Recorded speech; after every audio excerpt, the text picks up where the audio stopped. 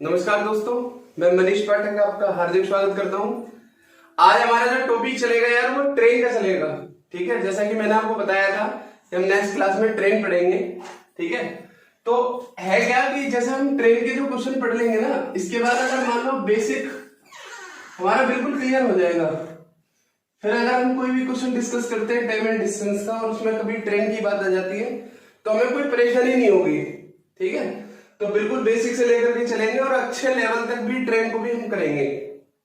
देखो, ट्रेन के लिए बेसिकली कोई ज्यादा बातें बदलती नहीं है यार। ठीक है, ट्रेन जो है वो दो तरीके के ऑब्जेक्ट पार करती है। अगर मैं ऑब्जेक्ट की बात करूं तो एक होते हैं परपेंडिकुलर ऑब्जेक्ट, लंबवत, और एक होते हैं यार पैरेलल। ठीक है, यानी समांतर। आप स्क्रीन पे देख ही रहे होंगे, मैं आपको परपेंडिकुलर के एग्जांपल बताता हूं। परपेंडिकुलर के जो एग्जांपल हैं वो हैं आपके मैन, ठीक है, ट्री, पोल, टावर, बस ईटीसी एक्स्ट्रा। पैरेलल के जो एग्जांपल हैं वो है अदर ट्रेन, और आपका है ब्रिज, टनल मतलब सुरंग, और प्लेटफॉर्म। ठीक है भाई, तो ये आपके एग्जांपल हैं। वैसे एक्चुअल में मैं आपको बताऊं कि ट्रेन जो है वो किसी भी चीज की विड्थ को पार करती है, और ऐसे ऑब्जेक्टों में विड्थ बिल्कुल क्या मान लेते हैं, जीरो। ठीक है, अच्छा ऐसे अगर किसी ऑब्जेक्ट को पार करेगी तो इनकी विड्थ भी कुछ ना कुछ दी हुई होती है क्वेश्चन के अंदर। तो ऐसे किसी ऑब्जेक्ट को पार करती है तो ट्रेन अपनी लंबाई प्लस इस ऑब्जेक्ट की लंबाई, जैसे एक ट्रेन की अगर लेंथ मैं मान के चलूं 200 मीटर की लेंथ है, और ये 200 मीटर लंबी रेलगाड़ी अगर किसी आदमी को पार करती है तो उस केस में दूरी क्या होगी, 200 मीटर। पेड़ को पार करती है तो भी दूरी 200 मीटर, पोल के लिए भी 200 मीटर और टावर के लिए भी 200 मीटर। ठीक है, अगर मान लो यही रेलगाड़ी किसी ट्रेन को दूसरी रेलगाड़ी को पार करती है तो 200 मीटर इसकी लेंथ है, तो वो दूसरी वाली रेलगाड़ी की भी लेंथ कितनी है वो दी हुई होगी। ब्रिज की लेंथ कितनी है वो इसमें जुड़ जाएगी, टनल की लेंथ कितनी है वो भी इसमें जुड़ जाएगी। ठीक है, अच्छा इतनी बात यार आप बेसिक से बहुत सारे बच्चे जानते भी हैं। इसमें जो जानने वाली बात है वो समझना कि जैसे ट्री, पोल, टावर, मैं इनकी बात करूं तो ये कभी भी गतिमान तो होते नहीं है, लेकिन ये जो आदमी है ये कई बार क्या होता है, गतिमान होता है। अगर स्थिर है तो बिल्कुल पेड़, पोल और टावर जैसा ही है, लेकिन अगर ये चल रहा है तो रिलेटिव स्पीड जुड़ेगी या घटेगी, वो डिपेंड करेगा ट्रेन की और इसकी डायरेक्शन पर। अगर ये दोनों एक दूसरे के अपोजिट डायरेक्शन में चल रहे हैं तो स्पीड क्या हो जाएगी, जुड़ जाएगी। सेम डायरेक्शन में चल रहे हैं तो ट्रेन में से मैन की स्पीड क्या हो जाएगी, घट जाएगी, लेकिन दूरी ट्रेन की लेंथ के बराबर ही रहेगी। समझ में आ रही बात? अगर मैं यहाँ पे बात करूं तो ना तो ब्रिज चलता है, ना टनल चलती है, ना प्लेटफॉर्म चलता है, लेकिन जो दूसरी रेलगाड़ी है वो गतिमान भी तो हो सकती है। अगर स्थिर है तो पुल के, सुरंग के और प्लेटफॉर्म के जैसे ही होगी, लेकिन अगर इसमें भी गति है, दूसरी वाली ट्रेन में भी क्या है, गति है, तो वो गति जो है वो या तो जुड़ सकती है या क्या हो सकती है, घट सकती है। इसका दूरी पर कोई फर्क नहीं पड़ता यार, मेरी बात समझना। ठीक है, जैसे मैं आपको एक बढ़िया सा एग्जांपल से समझाता हूं कि अगर कोई ट्रेन है, समझना ध्यान से, अगर ये ट्रेन है और इसकी लेंथ 200 मीटर है और इसकी स्पीड आप मान लो 45 किलोमीटर पर आवर, अब ये किसी आदमी को पार करती है यार, तो आप मुझे बताओ कि दूरी कितनी कवर करेगी, 200 मीटर। अगर ये आदमी स्थिर है मतलब चल नहीं रहा तो स्पीड भी क्या रहेगी, 45। लेकिन अगर ये आदमी भी गतिमान है, गतिमान का मतलब चल रहा है ये भी, और इसकी स्पीड 5 किलोमीटर पर आवर है और ये ट्रेन के अपोजिट डायरेक्शन में चल रहा है, तो इस केस में दूरी जो ट्रेन कवर करेगी वो 200 मीटर कवर करेगी, और जो इन दोनों की स्पीड है वो रिलेटिव स्पीड होके हो जाएगी 50। ठीक है, तो इसमें स्पीड क्या हो जाएगी, जुड़ जाएगी। अच्छा देखो, अगर आदमी की जगह पेड़ होता, पुल होता या टावर होता तो उसमें तो स्पीड नहीं होती, तो आदमी के साथ थोड़ा सा रिलेटिव स्पीड भी बन सकती है। ठीक है, अगर यही आदमी अपोजिट डायरेक्शन में न चल के सेम डायरेक्शन में चलता तो क्या होता है, 45 में से 5 घट जाते, स्पीड 40 हो जाती, दूरी अभी भी 200 मीटर ही रहेगी। ये आदमी चले तो भी 200 मीटर, ना चले तो भी 200 मीटर। ठीक है। अगर ये आदमी किसी भी केस में मान लो साइकिल पर बैठा हुआ है और साइकिल की स्पीड ये चला रहा है 9 किलोमीटर पर आवर, तो जब ये ट्रेन इस आदमी को पार करेगी और ये आदमी किस पर सवार है, साइकिल पर, तो उस केस में जो रिलेटिव स्पीड है वो या तो जुड़ जाएगी या घट जाएगी, वो डायरेक्शन पर होगा, लेकिन दूरी अभी भी कितनी रहेगी, 200 मीटर। ठीक है। अगर ये वाला आदमी किसी दूसरी ट्रेन में बैठा हुआ है, ये दूसरी ट्रेन है और इसकी लंबाई 100 मीटर है, ध्यान से समझना, इस पर भी क्वेश्चन में करवाऊंगा और आया हुआ है पेपर में। अगर ये आदमी दूसरी ट्रेन में बैठा हुआ और उस ट्रेन की स्पीड मान लो आप उसकी भी 45 किलोमीटर पर आवर ही है, अगर ये ट्रेन इस वाले आदमी को क्रॉस करेगी तो दूरी रहेगी 200 मीटर, और अगर ये ट्रेन इस ट्रेन को क्रॉस करेगी तो दूरी मान के चलेंगे 300 मीटर। इतना सा बेसिक है, इस पे भी क्वेश्चन आए हुए हैं, वो मैं आपको कराऊंगा। ठीक है, तो चलो हम टाइम एंड डिस्टेंस के बिल्कुल बेसिक कॉन्सेप्ट से शुरू करते हैं। आपकी स्क्रीन पर मैंने क्वेश्चन लिख दिया है, रख दिया है, आप इसे पढ़ लो। ठीक है, और मैं पढ़ता हूँ एक बार क्वेश्चन, बिल्कुल स्टार्ट करते हैं यहां से। चलिए,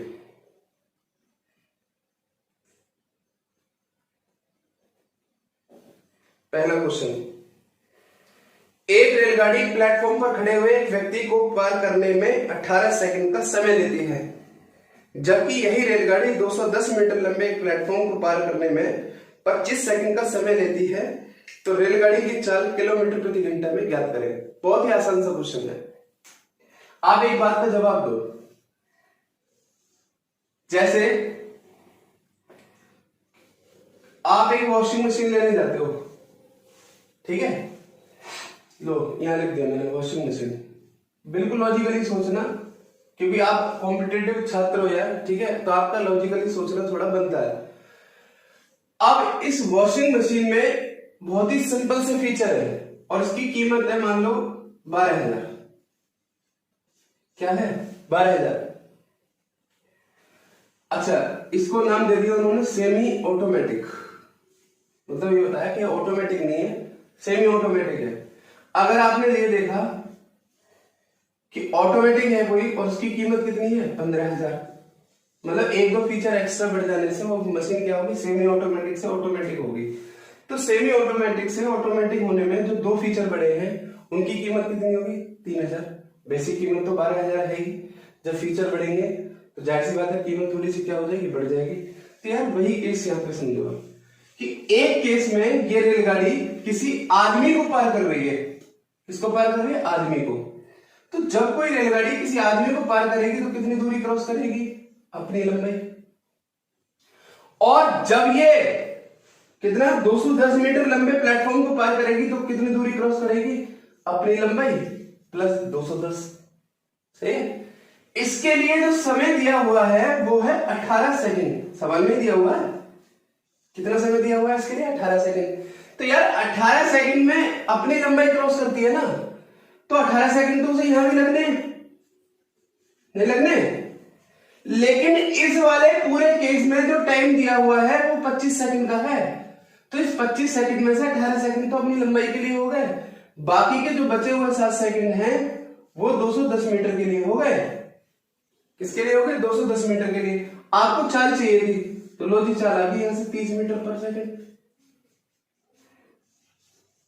और अगर इसे किलोमीटर पर आवर में बदलना है तो 18/5 से गुणा कर दो, 108 किलोमीटर पर आवर। ये आपका आंसर हो गया। समझ में आई बात? इस बात को आप बेसिक से भी समझ सकते थे, बिल्कुल कॉन्सेप्चुअली लिख लगा करके ना करके आप डायरेक्टली भी कर सकते हो। 18 सेकंड अपनी लंबाई के लिए चाहिए, तो अगर आप उसे कहोगे अपनी लंबाई से फालतू चलो तो भाई कुछ ना कुछ रेट बढ़ जाएगा, टाइम बढ़ जाएगा। तो टाइम कितना बढ़ गया? 7 सेकंड। दूरी कितनी बढ़ गई? 210 मीटर। ठीक है। जैसे आप यार मतलब कोई स्कूटी या कोई वाहन लेने जाते हो तो कहते हैं ना बेसिक प्राइस इतना है, अगर आप उसको थोड़ा बहुत मॉडिफाई कराते हो तो उसके चार्जेस बढ़ जाएंगे, तो जितना मॉडिफाई कराओगे उतने चार्जेस बढ़ेंगे। तो यहाँ पे 210 मीटर चलवा रहे हो तो 7 सेकंड बढ़ गए, तो 30 मीटर पर सेकंड चाल होगी। ठीक है। जैसे अब मैं आपको बताता हूँ, अच्छा इसी क्वेश्चन के अंदर उसने लंबाई पूछी होती तो इसकी चाल 30 मीटर पर सेकंड है और लंबाई लगभग मीटर में ही पूछी जाएगी, तो 30 मीटर पर सेकंड से 18 सेकंड का समय लगेगा, तो 480 मीटर लंबाई होगी। ठीक है ना। अगर इनकेस वो लेंस पूछता है तो अब जैसे अगला सवाल आपकी स्क्रीन पर आ रहा है, इसे भी पढ़ के देखो आप क्या कहता है सवाल। थोड़ा जल्दी जल्दी स्पीड से करेंगे, आज हमें थोड़े ज्यादा क्वेश्चन करने हैं। एक रेलगाड़ी 264 मीटर लंबे प्लेटफॉर्म को तथा उस पर खड़े हुए व्यक्ति को पार करने में क्रमशः 20 सेकंड और 8 सेकंड का समय लगाती है। भैया आदमी को पार करने में 18 सेकंड 8 सेकंड और प्लेटफॉर्म जो 264 मीटर लंबा है उसको 20 सेकंड, तो 20 में से 8 तो अपनी लंबाई के लिए हो गए, तो इस 264 मीटर के लिए कितना हो गया 12 सेकंड। 12 से संख्या कितनी बार कटेगी, 12 दूनी 24, 12 दूनी 24, 22, सही है ना। तो इसका मतलब रेलगाड़ी की जो चाल है वो है आपकी 22 मीटर पर सेकंड, लेकिन इसने पूछा क्या है लंबाई, तो 22 इंटू 8 कर तो 176 मीटर लंबाई होगी। नहीं समझ पा रहे? अरे भाई एकदम समझो, 8 सेकंड में ये रेलगाड़ी अपनी लेंथ क्रॉस करती है, यानी अपनी लेंथ यानी एल, और एल प्लस 264 चलने के लिए इसे 20 सेकंड लग रहे हैं, तो 8 सेकंड तो एल के लिए ही है, अपनी लंबाई के लिए ही है, और इसके लिए क्या होंगे 8 प्लस 12, तो यहां से आप चाल निकाल सकते हो 22 मीटर पर सेकंड। अगर वो आपसे स्पीड पूछता तो 22 मीटर पर सेकंड या 22 इंटू 18/5 करके किलोमीटर पर आवर बदल लेते, लेकिन उसने पूछ ली लंबाई, तो 22 इंटू 8 लेंथ हो जाएगी आपकी 22 इंटू 8 यानी 176 मीटर। सेकंड हो लगने बिल्कुल बेसिक से करा रहा हूं मैं आपको, टाइम एंड डिस्टेंस, ठीक है। चलो अगला सवाल।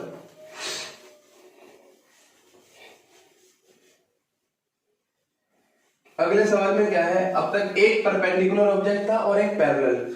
अगले सवाल में क्या है, दोनों बार पुलों को ही पार कर रही है। एक रेलगाड़ी दो पुलों को जिनकी लंबाई 800 मीटर और 400 मीटर है उनको पार करने में 100 सेकंड और 60 सेकंड का समय लेती है। भाई एक केस में तो अपनी लंबाई प्लस 800 मीटर, क्योंकि जब भी कोई रेलगाड़ी किसी पुल वगैरह को पार करेगी तो उसमें अपनी लेंथ भी जुड़ेगी और 800 मीटर उस पुल की लेंथ। दूसरे वाले केस में L प्लस 400 मीटर, अपनी लंबाई प्लस 400 मीटर लंबा पुल। तो आप मुझे बताओ कौन से वाले केस में ज्यादा दूरी तय कर रही है, ऊपर वाले में, कौन से वाले में कम कर रही है, नीचे वाले में।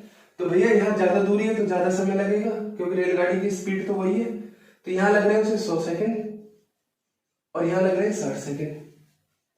तो आप मुझे एक सिंपल सी बात बताना, बहुत ही सिंपल सी बात पूछूंगा आपसे, क्या कि ऊपर वाले केस में यहां से यहां तक दूरी कितनी ज्यादा है 400 मीटर और टाइम कितना ज्यादा है 40 सेकंड।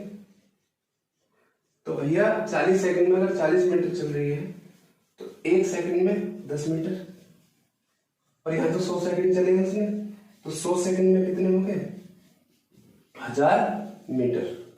100 सेकंड में कितने हो गए 1000 मीटर, सही है।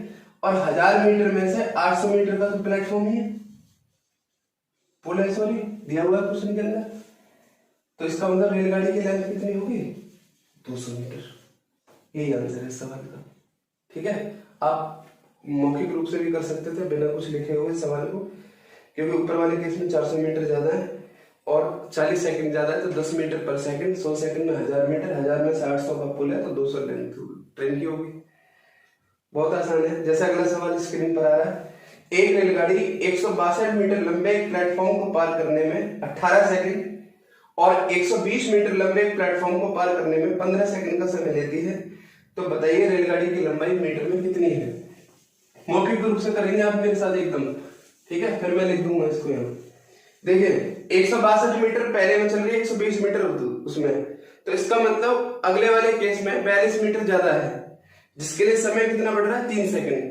तो 3 सेकंड में ये चलती है 42 मीटर, 3 सेकंड में कितना चलती है 42 मीटर, तो 1 सेकंड में कितना चलेगी 14 मीटर, और 15 सेकंड तक चल रही है तो 15 सेकंड में कितने हो गए 15 इंटू 15 225 होता है, 225 में से एक 15 कम कर दो तो 210 मीटर, जिसमें से 120 मीटर लंबा प्लेटफॉर्म है, तो 90 मीटर ट्रेन की लेंथ होगी।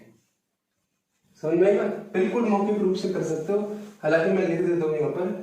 एक केस में L प्लस 162 और एक केस में L प्लस 120। इस केस के लिए समय दिया हुआ है सवाल में 18 सेकंड, इस केस के लिए समय दिया हुआ 15 सेकंड। तो आप मुझे बताओ 42 मीटर को कवर करने में 3 सेकंड लग रहे हैं। 3 सेकंड में 42 मीटर है, तो या तो आप 5 से मल्टीप्लाई कर दो या 6 से मल्टीप्लाई कर दो। अगर मैं 5 से इसमें मल्टीप्लाई कर दूं तो 15 सेकंड में 210 मीटर टोटल जो दूरी होगी वो होगी 210 मीटर। इसका मतलब 15 सेकंड में टोटल 210 मीटर, और 210 मीटर में से 120 मीटर का प्लेटफॉर्म है, तो बाकी बचे कितने? 90 मीटर। बाकी कितने बचे? 90 मीटर। समझ आ रही है आपके पास? अच्छा, अगला एक और सवाल समझो, ये भी आसान तरीके से समझना। ये थोड़ा अच्छा क्वेश्चन है। 2 रेलगाड़ियां समांतर पटरियों पर एक ही दिशा में क्रमशः 56 किलोमीटर प्रति घंटा और 29 किलोमीटर प्रति घंटा की गति से चल रही हैं।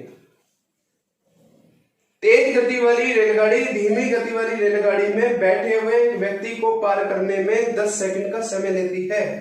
तो तेज गति वाली रेलगाड़ी की लंबाई ज्ञात करें। देखो, ये 2 ट्रेनें हैं, सेम डायरेक्शन में चल रही हैं। ये धीमी गति वाली ट्रेन है, इसकी स्पीड है 29 किलोमीटर पर आवर, और ये तेज गति वाली ट्रेन है इसलिए इसकी स्पीड है 56 किलोमीटर पर आवर। आप मुझे बताओ, इनकी डायरेक्शन सेम है, तो इनकी स्पीड जो हो जाएगी वो कितनी हो जाएगी? स्पीड हो जाएगी 27 किलोमीटर पर आवर, क्योंकि जब 2 गतिमान वस्तुएं एक ही दिशा में चलती हैं तो उनकी स्पीड आपस में घट जाती है। तो 27 किलोमीटर पर आवर को अगर मैं मीटर पर सेकंड में बदलूं तो आप जानते हो 5/18 से गुणा करते हैं, तो 27 × 5/18 ये चाल होगी मीटर पर सेकंड में। यहां तो कोई प्रॉब्लम नहीं। अच्छा, आगे ये कहता क्या है? तेज गति वाली रेलगाड़ी धीमी गति वाली रेलगाड़ी में बैठे हुए व्यक्ति को पार करने में, देखो ये जो ट्रेन है ये इस वाली ट्रेन को पार करने में 10 सेकंड का समय नहीं ले रही, इसमें बैठे हुए एक आदमी को पार करने में। समझ आई बात? अगर ये आदमी इस ट्रेन में ना बैठ करके खुद ही बाइक से चल रहा होता 29, तो आप कह देते कि अपनी लंबाई के बराबर चलेगी। लेकिन दूसरी ट्रेन में बैठने से बच्चों को कंफ्यूजन हो जाता है। अब वो सोचते हैं यार, ना तो इसकी लेंथ की है ना इसकी लेंथ। भाई मेरे, इसकी लेंथ की जरूरत ही नहीं है। अगर ये कहता है ये वाली रेलगाड़ी 10 सेकंड में इस वाली रेलगाड़ी को पार करती है, तो अगर रेलगाड़ी को पार करती है तो दोनों की लंबाई जुड़ेगी।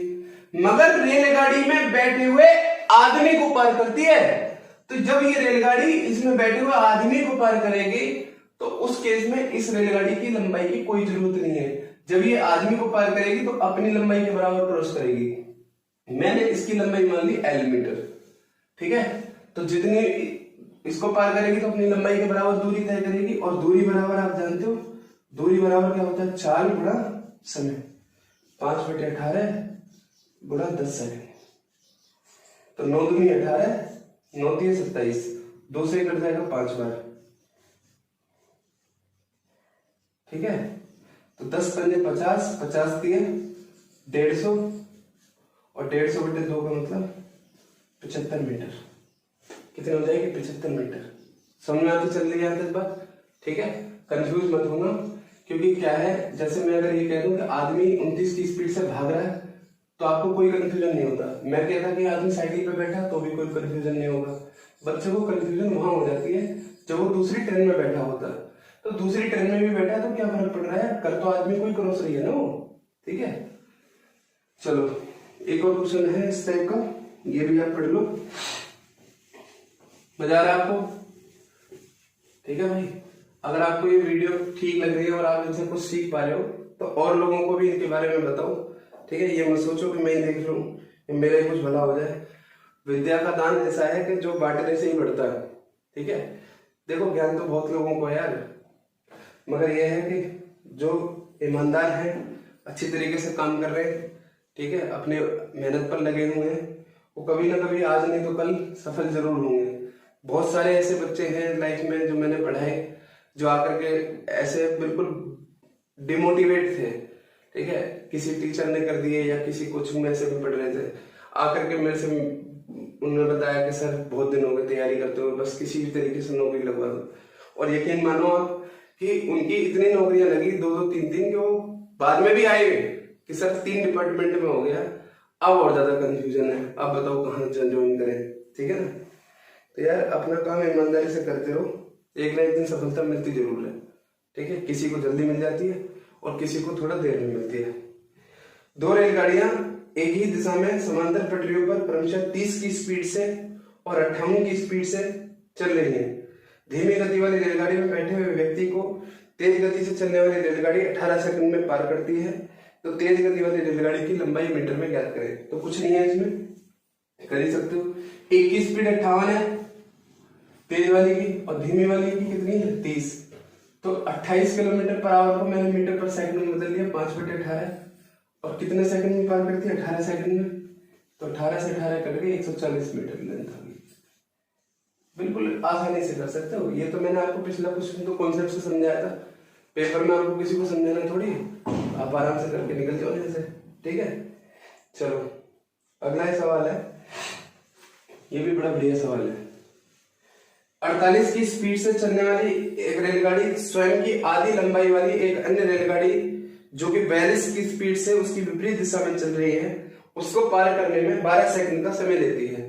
देखो, एक ट्रेन है जिसकी स्पीड है 48 किलोमीटर पर आवर और दूसरी ट्रेन है जिसकी स्पीड है 42 kilometre per hour.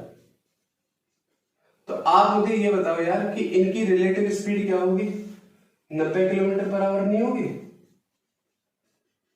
90 kilometre per hour ही तो होगी भाई, दोनों के अपोजिट डायरेक्शन में चल रही है। और अगर मैं इसे मीटर पर सेकंड में कन्वर्ट करना चाहूं तो 5/18 से गुणा करके 25 मीटर प्रति सेकंड में चल कर ली, दोनों की रिलेटिव स्पीड। अब ये कह रहा है कि ये दोनों एक दूसरे को पार करने में 12 सेकंड का समय लेती हैं।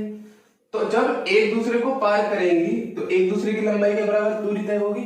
तो एक दूसरे की यानी दोनों की लंबाई जोड़ करके होगी 300 मीटर। इन दोनों ट्रेनों की लेंथ जोड़ करके कितनी होगी? 300 मीटर। अब 300 मीटर में ये कहता है कि ये आधी है और ये इससे दुगनी है, यानी इनकी लेंथ में 2:1 का रेशियो है। तो भैया एक रेलगाड़ी हो गई 200 मीटर की और दूसरी वाली हो गई 100 मीटर की। अगर वो ये पूछता कि इस वाली रेलगाड़ी की लंबाई बताओ तो आप कह देते 100 मीटर है। पूछता है इसकी लंबाई बताओ तो कह देते हैं 100 मीटर है, इसकी 200 मीटर है। सही है। लेकिन उसने कहा क्या है? यह रेलगाड़ी कौन सी? जिसकी बात स्टार्टिंग में हुई है। ठीक है, यहां से संज्ञा से सर्वनाम पर आ गया, वो नाउन से प्रोनाउन पर। एक राजा था, वह ईमानदार था। तो कौन था ईमानदार? राजा। बार बार राजा लिखने की जरूरत नहीं है। तो यह रेलगाड़ी का मतलब है जिसकी बात स्टार्टिंग में हुई है, यानी 48 वाली एक प्लेटफॉर्म को 45 सेकंड में पार करती है। भाई यार एक बात बताओ, इसकी लंबाई स्पीड कितनी है? 48 किलोमीटर पर आवर। कितनी है speed? 48 kilometre per hour. 48 into 5/18 करो और इससे लगते हैं 45 सेकंड किसी प्लेटफॉर्म को पार करने में। और जब कोई रेलगाड़ी किसी प्लेटफॉर्म को पार करेगी तो अपनी लंबाई प्लस प्लेटफॉर्म दोनों की लंबाई क्रॉस करेगी। तो पहले आप इसे काट दो, 9 दूनी 18, 9 पंजे 45, 2 से काट दो 24 बार। तो 24 पंजे 120, पंजे 600, यानी टोटल दूरी 600 होगी, जिसमें से इस रेलगाड़ी की लेंथ कितनी है? 200 मीटर। तो प्लेटफॉर्म की लेंथ कितनी होगी? 400 मीटर। यही सवाल का आंसर है। ठीक है, इतना कॉम्प्लिकेटेड नहीं था ये। दोनों की स्पीड आप आराम से जोड़ सकते हो, 90 इंटू 5/18 25 मीटर पर सेकंड। एक दूसरे को पार करने में 12 सेकंड लेती है। तो एक दूसरे की लंबाई 300 मीटर, इसकी 2 है, इसकी 1 है, तो 200 मीटर और 100 मीटर। ठीक है, अब यही वाली रेलगाड़ी किसी प्लेटफॉर्म को 45 सेकंड में पार करती है। तो 45 सेकंड में दूरी जो होगी वो होगी 600। 600 में अपनी लंबाई 200, तो प्लेटफॉर्म 400। क्लियर होगी बात? चलो अगला क्वेश्चन समझेंगे। समझ में आती जा रही है ना यार बात? अगर आपको अच्छा लग रहा है पढ़ने में, समझ में आ रही है बात, ठीक है, तो इस वीडियो को ज्यादा से ज्यादा शेयर कर दिया करो। ठीक है, लाइक वाइक कर दिया करो और लोगों को भी बताया करो। ठीक है, बहुत सारे बच्चे, क्योंकि मेरे पे इतनी यार अभी वो नहीं आती डिजिटल मार्केटिंग। ठीक है, थोड़ा करके सीख रहा हूँ। तो मेरी जो ताकत है वो आप ही लोगों को, आप लोग इसे और को बताओ। ठीक है, अगर आपको सही लग रहा है तो चलिए अगला क्वेश्चन बड़ा बेहतरीन है। एक व्यक्ति 4 की स्पीड से और दूसरा व्यक्ति 5 की स्पीड से एक रेलगाड़ी की दिशा में पटरी के बगल में दौड़ रहे हैं। यह रेलगाड़ी समान दिशा में चलती हुई इन व्यक्तियों को 10 सेकंड और 11 सेकंड में पार करती है, तो रेलगाड़ी की 4 किलोमीटर प्रति घंटा में ज्ञात करें। बहुत बढ़िया सवाल है ये, ठीक है। एकदम ऐसे मान के चलो कि गांव के किसी छोटे से स्टेशन का ये नजारा है, ठीक है, जहां पे जो हाल्ट टाइप के स्टेशन होते हैं उसके किनारे से एक रेलगाड़ी ने चलना शुरू किया, और सुबह सुबह दो आदमी गेहूं काटने के लिए खेतों की तरफ जा रहे हैं दराती लेके, और उनके बगल से रेलगाड़ी गुजर रही है, और रेलगाड़ी में बैठा हुआ एक फालतू का व्यक्ति ये ऑब्जर्व कर रहा है कि एक आदमी जो है वो कितने की स्पीड से चल रहा है, 4 की स्पीड से, और इसके आगे एक आदमी चल रहा है 5 की स्पीड से।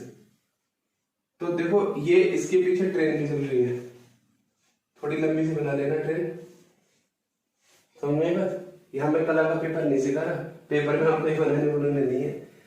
अब इस ट्रेन की मैंने स्पीड मान ली s, तो एक बार बताओ, जब ये ट्रेन इस वाले आदमी को क्रॉस करेगी तब ये अपनी लंबाई, इस वाले आदमी को क्रॉस करेगी तब भी अपनी लंबाई, यानी दोनों केस में लंबाई सेम रहनी है, दूरी सेम रहनी है। तो पहले वाले केस के लिए स्पीड क्या होगी s-4, और दूसरे वाले केस के लिए स्पीड क्या हो रही है s-5।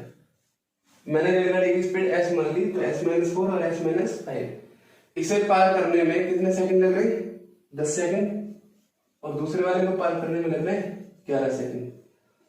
तो 10 सेकंड को मैंने घंटे में बदल दिया, 3600 से भाग कर दिया, इंटू 11/3600। अच्छा ये भी उसी ट्रेन की लेंथ है, ये भी उसी ट्रेन की लेंथ है, तो आपस में क्या होंगे बराबर। 3600 से 3600 कट गए, यहाँ हो जाएगा आपका 10s-40, यहाँ हो जाएगा 11s-55, तो s की वैल्यू हो जाएगी 15 किलोमीटर पर आवर। लो जी, बिल्कुल आसान तरीके से समझ में आ गया। हालांकि इसका एक और मेथड है, लेकिन उसमें आप थोड़ा कंफ्यूज हो जाओगे, क्योंकि आपका जो पेपर होना है वो खाली ट्रेन का पेपर नहीं होना, सारे सब्जेक्ट आने हैं, तो कुछ चीजें आपको कॉन्सेप्चुअली पढ़नी चाहिए जो पेपर में याद भी रहे, ठीक है। ऐसे कोई रटा चीज नहीं पढ़नी चाहिए फॉर्मूले टाइप की, क्योंकि अगर थोड़ी बहुत भी चेंजेस होती है तो उनमें काफी ज्यादा दिक्कत हो जाती है। कॉन्सेप्चुअली मैंने करवाया और ज्यादा कोई वो नहीं है, एक स्टेप में क्वेश्चन खत्म है। एक रेलगाड़ी उसी की दिशा में 5 की स्पीड से चल रहे हो एक व्यक्ति को 10 सेकंड में पार कर लेती है, जबकि उस रेलगाड़ी को उसकी विपरीत दिशा में आ रहे एक दूसरे व्यक्ति को पार करने में 5 सेकंड का समय लगता है, जिसकी चाल 5 किलोमीटर प्रति घंटा है। तो रेलगाड़ी की 4 किलोमीटर प्रति घंटा में ज्ञात करें। देखो इसमें क्या है कि एक आदमी तो चल रहा है सेम डायरेक्शन में और एक चल रहा है अपोजिट डायरेक्शन में, तो पहला वाला आदमी तो उसी की डायरेक्शन में ही चल रहा है, तो उसके लिए स्पीड क्या हो जाएगी ट्रेन की s-5। उसको पार करने में कितना सेकंड ले रही है 10 सेकंड, तो 10/3600। और दूसरा वाला जो आदमी है वो आ रहा है अपोजिट डायरेक्शन से, तो उसके लिए रेलगाड़ी की स्पीड क्या हो जाएगी, रिलेटिव स्पीड s+5 इंटू 11/3600। तो भाई मेरे 3600 से 3600 कट गए, और ये हो जाएगा आपका 10s-50, 10s-50 बराबर 11s+55, ठीक है। तो अगर मैं इसे इधर ले जाऊं और इसे इधर ले आऊं तो गलत तो नहीं होगी बात। अगर 11 सेकंड नहीं है यहाँ पे 5 सेकंड का समय, ठीक है भाई, तो फिर तो कुछ नहीं है 5 से, तो आप इसे डायरेक्टली भी कर सकते हो। तो ये हो जाएगा आपका 2s-10 बराबर s+5, तो इस s को इधर ले आओ तो s बराबर हो जाएगा 15 किलोमीटर पर आवर। इस ट्रेन की स्पीड कितनी होगी 15 किलोमीटर पर आवर, सही है। इससे पहले थोड़े कैलकुलेशन में गलती हो रही थी, उससे s5 आ रहा था, तो 5 तो हो ही नहीं सकता, क्योंकि 5 होता तो ये रेलगाड़ी से आदमी को कोई पार ही नहीं कर पाएगी, दोनों साथ साथ ही चलते रहेंगे, ठीक है। चलो एक और ये सवाल है, इसे भी आप पढ़ लो, आसानी से करते जा रहे हैं, ज्यादा से ज्यादा सवाल डिस्कस करने की मेरी इच्छा है आज। एक रेलगाड़ी उसकी ही दिशा में 6 की स्पीड से चलते हुए एक व्यक्ति को पार करने में 12 सेकंड का समय देती है, तो आप कर सकते हो सेम डायरेक्शन में है ना, तो s-6 इंटू 12/3600। 3600 मत लिखो ना, 3600 से 3600 तो कट नहीं है, ठीक है। जबकि उसके विपरीत आते हुए एक व्यक्ति जिसकी चाल 5 किलोमीटर पर आवर है, उसे पार करने में 10 सेकंड का समय लेती है।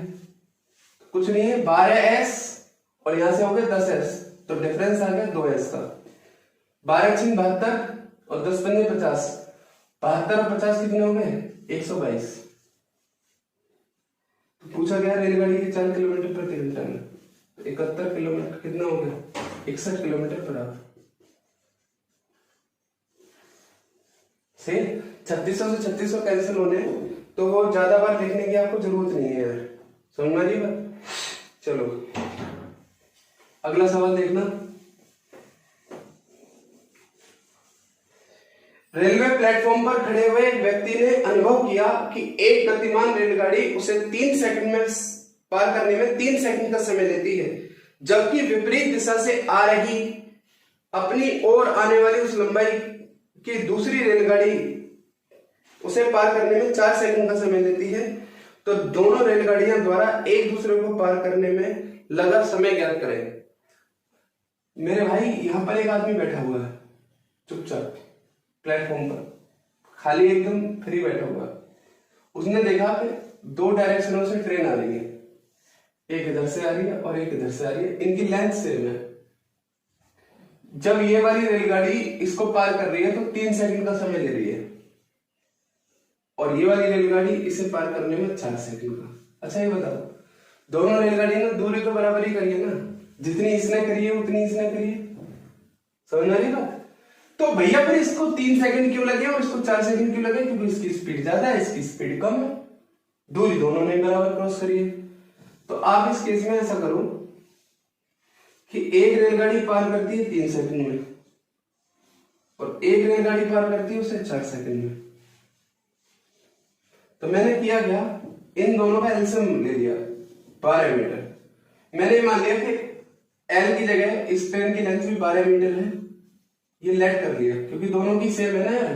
अगर दोनों की लेंथ सेम है तो आप हमेशा लेट कर सकते हो उस केस में 12 मीटर। 12 मीटर इसलिए कर दिया क्योंकि दोनों से कट जाएंगे, तो इसकी जो स्पीड हो जाएगी वो हो जाएगी 4 मीटर पर सेकंड और इसकी स्पीड हो जाएगी 3 मीटर पर सेकंड।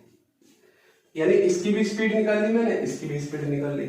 सवाल में मेरे से उसने पूछा क्या है, कह रहा है कि जब ये दोनों रेलगाड़ियां एक दूसरे को पार करेंगी तो भैया दूरी कितनी क्रॉस करेंगे उस केस में? 24 मीटर, और इनकी रिलेटिव स्पीड क्या हो जाएगी? 7 मीटर पर सेकंड। कितनी हो जाएगी? 7 मीटर पर सेकंड। तो बस आप डिवाइड कर लेना, 7 से 21, 3 से 3 बटे 7 किलोमीटर पर आवर, ये इनकी स्पीड हो जाएगी। ऑप्शन है आपका बी। क्लियर?